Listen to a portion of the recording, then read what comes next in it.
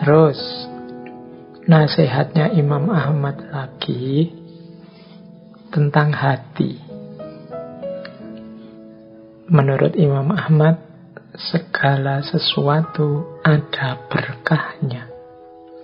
Berkahnya hati adalah merasa puas dengan pemberian Allah. Nah, ini informasi sekaligus tuntunan dari Imam Ahmad. Kalau ingin hati kita berkah, kalau saya sering bilang semoga ilmu kita berkah. Kalau ilmu berkah itu rasanya ilmunya biasa-biasa saja, tidak ada manuver-manuver yang luar biasa, pengetahuan yang sederhana saja, tapi manfaatnya besar untuk hidup. Itu ilmu yang berkah. Kalau rezeki yang berkah, penghasilanku sebenarnya cuma sekecil ini, tapi semua kebutuhanku bisa terpenuhi, bahkan lebih. Nah, ini namanya rezeki yang berkah. Karena Allah mengendalikan keinginan kita tidak macam-macam, sehingga yang sedikit itu jatuhnya cukup. Kalau hati, katanya Imam Ahmad, berkahnya apa? Berkahnya adalah kalau kita puas dengan semua pemberian Allah apa adanya. Hati yang berkah itu berarti manusianya ridho, manusianya ikhlas, manusianya tidak mengeluh, senantiasa bersyukur terhadap apapun yang diberikan oleh Allah. Berarti hati kita berkah. Nah, semoga teman-teman ayo introspeksi ya setelah ini. Ada banyak variabel dalam hidup kita, ada banyak momen dalam hidup kita. Masih ada ndak yang kita ndak terima? Masih ada ndak yang kita komplain? Masih ada nggak yang sudah ditetapkan Allah tapi masih ganjel dalam hati kita? Yo, kalau bisa kita hindari itu. Mari kita menghidupkan hati secara berkah. Kita merasa puas dengan pemberian Allah. Salah satu tips dari Imam Ahmad untuk membuat hati berkah adalah melembutkan hati. Cara melembutkan hati gimana? Antara lain dengan makan makanan yang halal. Ini kita bisa menerjemahkan, saya juga akan menerjemahkan makanan yang halal itu baik makanan konsumsi fisik maupun makanan konsumsi batin.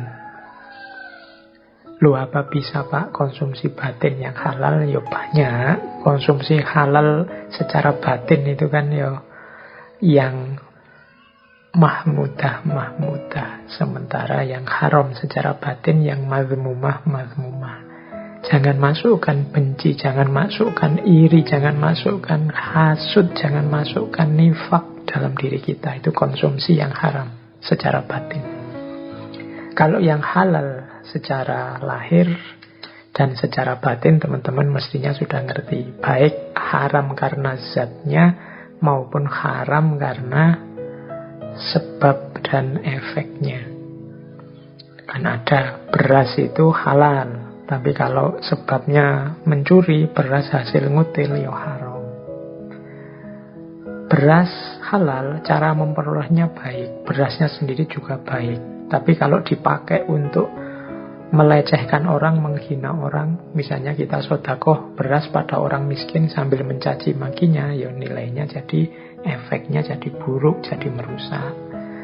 Yang haram-haram, baik secara lahir maupun batin, baik dalam zatnya, dalam prosesnya, dalam efeknya, akan membuat hati yang keras. Hati yang keras akan membuat hati tidak berkah. Hati yang tidak berkah itu hati yang tidak puas dengan ketetapan dan pemberiannya Allah. Nah, ayo sekarang mulai kita introspeksi. Kalau masih ada hal-hal yang kita komplain dari ketetapannya Allah, yang kita tidak ridho, tidak rela dari ketetapannya Allah, mungkin karena hati kita tidak berkah. Mengapa hati kita tidak berkah? Hati kita tidak lembut. Sehingga pemberian Allah selalu mental. Mengapa tidak lembut? Jangan-jangan yang masuk hal-hal yang tidak halal, baik secara lahir maupun secara batin. Jadi itu cara kita mengelola hati. Kemarin-kemarin saya banyak bilang tentang hati, tentang pikiran dan ilmu yang berkah. Sekarang Imam Ahmad mengajari kita hati juga harus berkah. Buktinya apa? Puas dengan pemberian Allah. Baik, kita lanjutkan lagi. Ini ada hubungannya juga dengan rizki. Nah, biasanya orang tidak terima itu dalam hal rizki. Gajiku kok sedikit ya, orang lain kaya, aku tidak punya apa-apa, dan seterusnya. Itu urusan rizki. Imam Ahmad memberi beberapa tips agar kita bisa menerima apapun ketetapan Allah dalam hal rizki.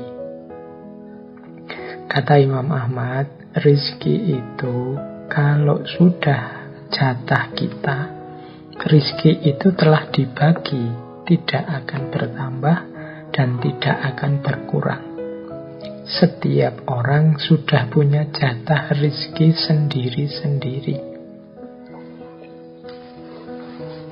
Tapi Pak, kok ada orang itu yang rasanya kekurangan sementara yang lain kelebihan? Yaitu masing-masing dengan ujiannya sendiri-sendiri. Yang kelebihan, yang merasa lebih mau ndak berbagi, yang merasa kurang mau ndak tetap ridho dan sabar. Kalau jatah sudah pasti. Tinggal kita ridho atau tidak, menerima atau tidak ketetapannya Allah. Rizki tidak akan bertambah atau berkurang. Yang kemudian dituntut oleh Allah sikap kita terhadap rizki. Kata Imam Ahmad selanjutnya, rizki itu disebut bertambah jika pemiliknya memperoleh kemudahan dari Allah untuk menginfakkannya dalam ketaatan. Kalimat bertambah di sini bisa kita artikan barokah.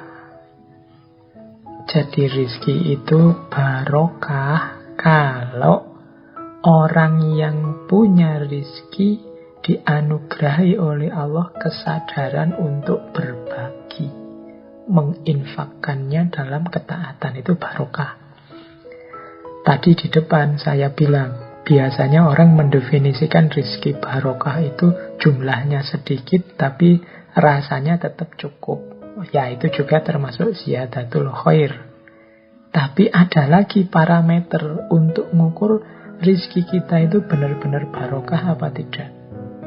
Yaitu katanya Imam Ahmad, kalau kita punya kesadaran untuk berbagi, berarti barokah. Yang namanya rizki itu kan jatah kita, tidak bertambah, tidak berkurang.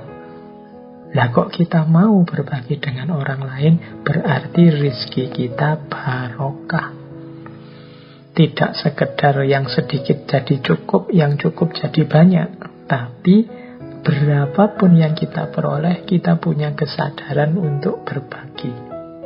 Kita tidak berambisi untuk menikmati sendiri, tapi ingin orang lain juga merasakan serba sedikit apa yang kita nikmati.